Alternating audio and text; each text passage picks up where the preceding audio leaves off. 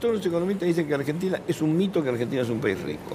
¿Argentina es un país rico o un país pobre? ¿O un país rico con pobres? Argentina es un país rico en términos de recursos naturales, territorio, posibilidades de crecimiento, Sí. pobre en términos de lo que ha logrado explotar sus recursos. La verdad que uno no puede hablar de un país rico cuando vos decís que tenés un 35% de pobreza, un 50% de los chicos bajo la línea de la pobreza. Digo, nunca podés decir que es un país rico. Lo que sí tenés es condiciones para ser un país con una situación mucho más próspera, si se quiere, de lo que tenemos hoy en día. Tenés de vuelta recursos naturales, territorio, no tenés problemas étnicos que suelen generar problemas de desarrollo en países, sí. No tenés problemas bélicos con países vecinos, digo, tenés todo ahí para desarrollarlo. El problema es que venimos desperdiciando oportunidades y van pasando los años, van pasando las décadas y la brecha entre el país que puede ser y el país que tenés cada vez es más grande. Ahora, hay una cosa que yo no veo a los economistas que lo evalúan, pero no sé, a lo mejor es terreno de la sociología. Hay gente que tiene ya tercera generación sin laburo. Eso es muy difícil. Es muy difícil. Muy difícil eso. Yo me acuerdo, te digo, año 95. Nosotros teníamos un programa en Radio Libertad y siempre lo cuento, venían de los colegios, año 95, estamos hablando de 24 años atrás. Y venían de los colegios y nosotros hablamos con los chicos, siempre venía un colegio, todos los días venía otro colegio. Y le preguntabas, ¿de qué trabaja tu papá? No tiene laburo. La mitad de los chicos, entre los que no laburaban y no sabían lo que los padres hacían, era la mitad. Venían en una clase de 30 chicos, 15 los padres no tenían laburo. Esa generación. Después vos vas a las inundaciones, me acuerdo en La Plata, cuando lo daban por los recursos que le entregaba Acción Social, era en base a su planilla de cobro de los planes. Y ya había abuelas de 42 años. O sea que ya son 3 generaciones. Que no han laburado nunca, sí. No porque no quieran, a lo mejor, porque no hay laburo. Mira, cuando hoy mira uno la situación socioeconómica, la situación del mercado laboral en Argentina, lo podés separar en, si se quiere, 3 grandes rubros, para simplificarlo. Sí. Un sector que está altamente calificado, con mucha formación y tiene mucha inserción laboral, y esa inserción laboral le da un nivel de ingreso relativamente bueno. Otro sector de la sociedad que tiene baja capacitación, pero tiene un trabajo. Ese es el que le cuesta mucho llegar a fin de mes, o el que vive de changas y le cuesta llegar. Y otro sector que está totalmente descolgado. No tiene capacitación, no tiene educación acorde para insertarse en el mercado laboral.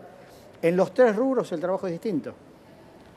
En el primer rubro ya está instalado, el segundo rubro, que es el de baja capacitación, tenés que hacer un fuerte programa de formación, de capacitación ahí, que nosotros venimos insistiendo en la necesidad de un programa nacional de capacitación, que hace falta que Argentina le preste atención a eso.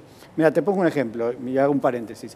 Ayer estuvimos con el sector de las industrias gráficas. Sí. El sector de la industria gráfica tiene... Me contó Massa. Te contó Massa que... Una tragedia. Una tragedia. Pero a su vez, lo más trágico en este tema es que ellos tienen a su vez una escuela de formación gráfica. La cuota sale 5.000 pesos. Le falta alumnos porque la gente no puede pagar la cuota para ir a capacitarse. Pero 5 lucas por mes es una fortuna. Bueno, justamente... Yo pensé que era gratis, que lo bancaba la industria. No, una parte te imaginarás que te sale más caro, una parte está subvencionada por la industria, pero otra parte, que son las maquinarias y todo, y no hay posibilidades. Son esos ejemplos donde el Estado, con un programa de capacitación... Para formar gente tenés que poner guita. Bueno, pero justamente, pero eso si tiene que ser... yo quiero aprender la gráfica, era para aprender gráfica, digo, me encanta el coso, pero si tengo que poner 5 lucas...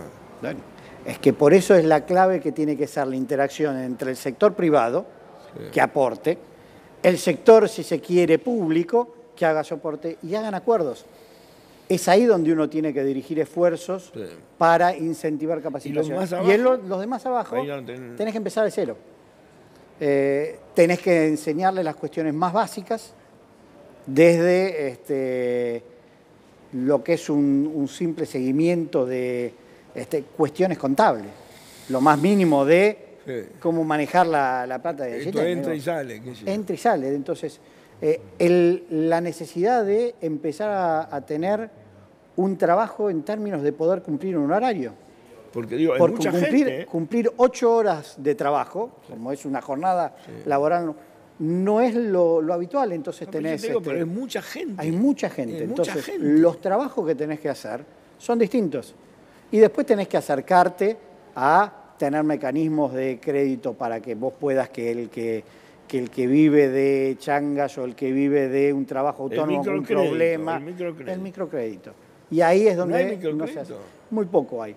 Hay muchos programas sueltitos, pero no hay una estrategia de cómo encarar la problemática de la capacitación y del mercado laboral. Hace unos años con el microcrédito, me acuerdo que nosotros vimos una señora que le habían dado un crédito, ponerle 2.000 pesos, a valor de hoy 3.000 pesos.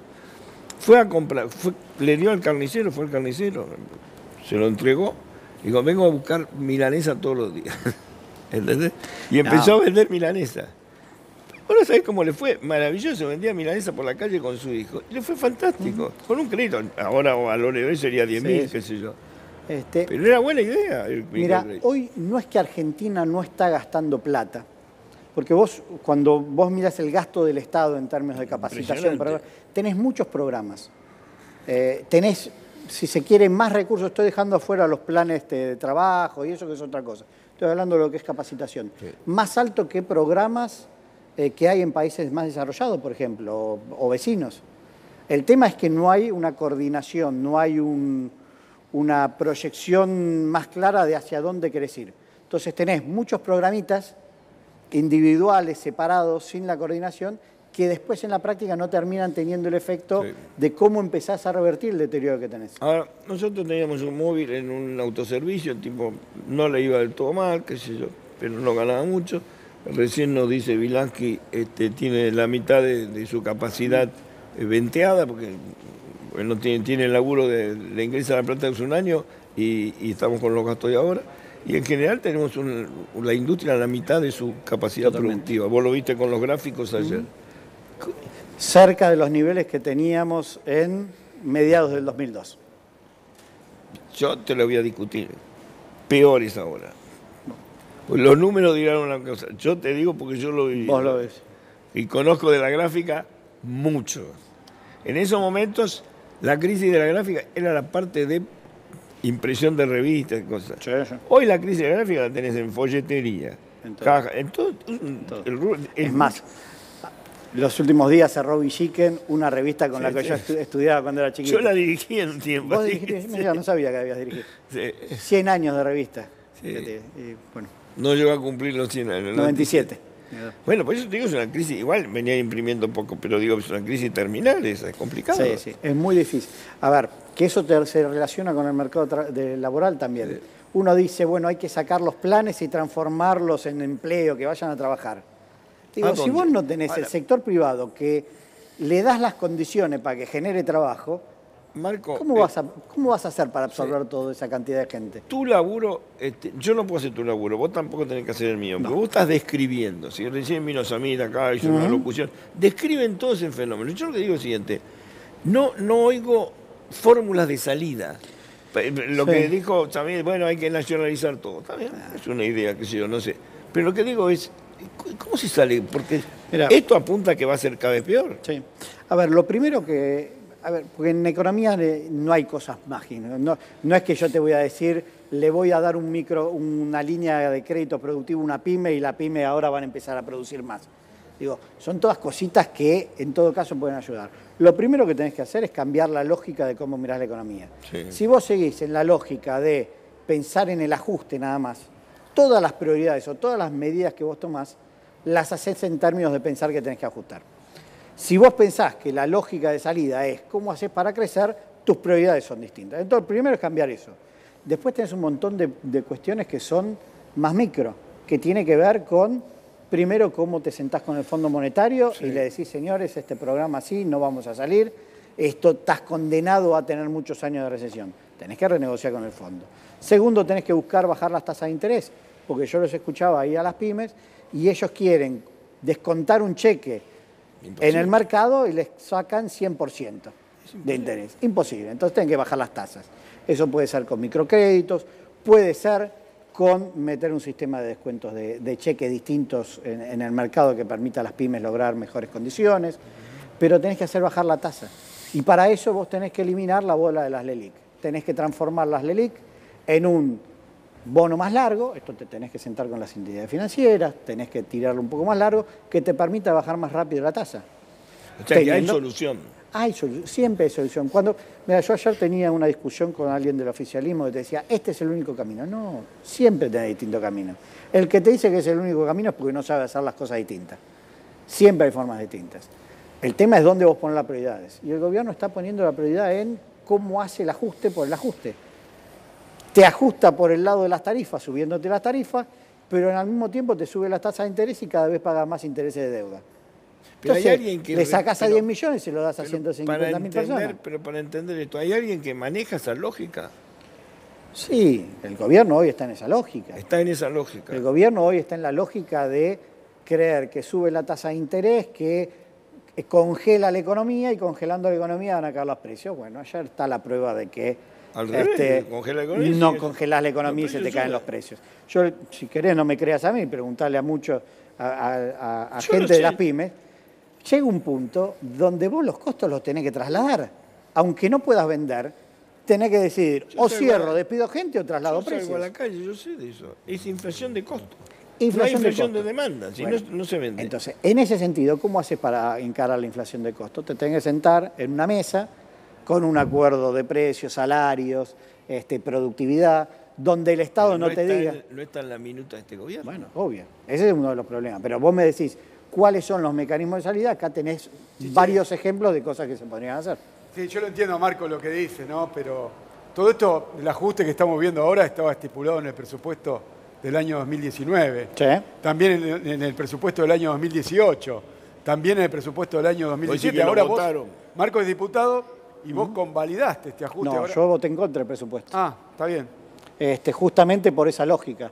En la lógica del presupuesto del 18 no tenías este ajuste, todavía no tenías el acuerdo con el fondo. También tenías el pago a los fondos buitre, tenías la ley de reparación histórica. Te está yendo más pero atrás. Es el paquete económico. El paquete económico corresponde todo eso. Pago a fondos buitre, reparación histórica, blanqueo. Te acaba de contestar. Lo del 2019, no lo votó. No, lo voté en contra. Justamente por la lógica de modelos que no funcionan. Lo mismo que voté en contra, por ejemplo, del cambio de la fórmula de jubilación, que ahora está a la vista que termina perjudicando a los jubilados. Cuando vos te ibas al año 2015, que era el tema de fondos buitres, era un tema que tenías que solucionar. Te lo decían todos los candidatos, al mismo candidato del Frente para la Victoria, que no puede decir que es oficialista, te decía que había que arreglar fondos buitres. No me gusta. Pero tenías que salir de esa situación. ¿Yo hubiese negociado distinto? Sí, digo, desde ya hubiese pretendido otra cosa. Pero con el diario del lunes es fácil. ¿Te vas a juntar con Kicillof? ¿Con el fondo? ¿Kicillof se juntó? Yo me junté con el fondo las veces anteriores. Esta no me junté. ¿Ellos saben que no se pueden garpar? Eso. Yo creo que están... Ahora ya se los dijo el gobierno la otra vez. Yo se los dije las últimas 2 reuniones que tuve con ellos. Les dije, impagable. Señores, esto, el próximo presidente, sea del signo político que sea, lo primero que tiene que hacer es sentarse con ustedes y rediscutir. ¿Y los tipos que Argentina dicen? Es imposible que pague los 50.000 millones. ¿Y los tipos que te dicen? Ellos creo que ellos lo saben, pero además porque es la lógica de los programas en el fondo.